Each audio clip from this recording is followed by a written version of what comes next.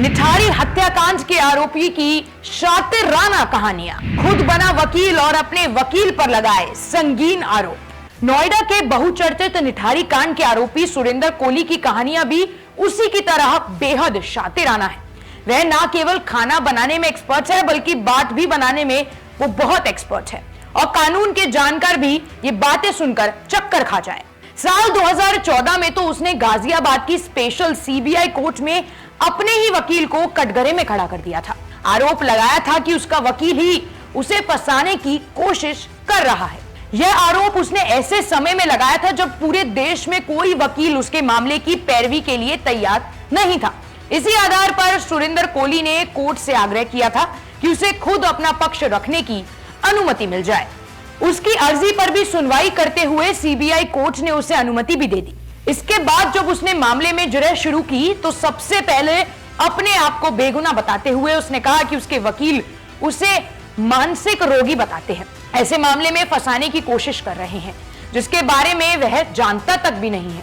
उसने एक झटके में नोएडा के निठारी गांव से गायब सभी 18 लड़कियों की गुमशुदगी से पल्ला झाड़ते हुए कहा कि वह इनमें से किसी को ना तो जानता है ना ही उनके गायब होने में उसका कोई हाथ है, क्योंकि सीबीआई ने इन 18 लड़कियों में से 3 को छोड़कर बाकी 15 लड़कियों की हत्या, उनके साथ रेप और अमाननीय कृत्य के मामले में सुरेंद्र कोली के खिलाफ चार्जशीट पेश की थी। सीबीआई की दलील, गवाहों की गवाही और तथ्यों के आधार पर कोर्ट भी राय बनाने लगी थी कि सुरेंद्र कोली ही दोषी है। ऐसे में सुरेंद्र कोली ने एक बार फिर अपना बचाव करते हुए सीबीआई से इन लड़कियों की पोस्टमार्टम रिपोर्ट मांग ली। ऐसे में सीबीआई के भी हाथ पांव फूल गए थे। दरअसल निठारी में घटनास्थल D5 कोठी के अंदर से पुलिस को 2 चाकू और कुल्हाड़ी मिली थी। वहीं पास के नाले में से इन लड़कियों के नरकंकाल भी मिले थे। नरकंकालों का डीएनए टेस्ट तो हुआ था जिसमें इनकी पहचान हो गई थी, लेकिन पोस्टमार्टम नहीं हो पाया था।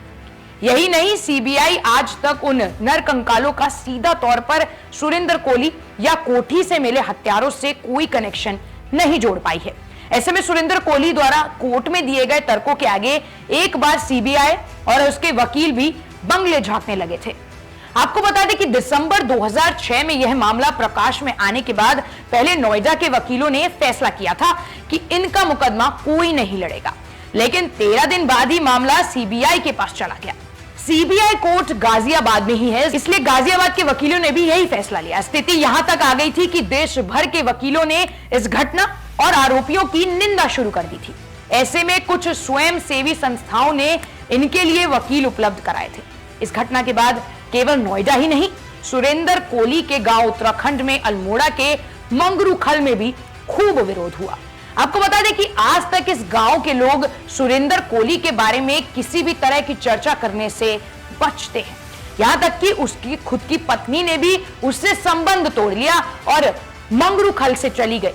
उधर सुरेंद्र कोली के मालिक मोनिंदर सिंह पंडेर के खिलाफ भी चंडीगढ़ से पंजाब तक माहौल बन गया था कि वह दोषी है।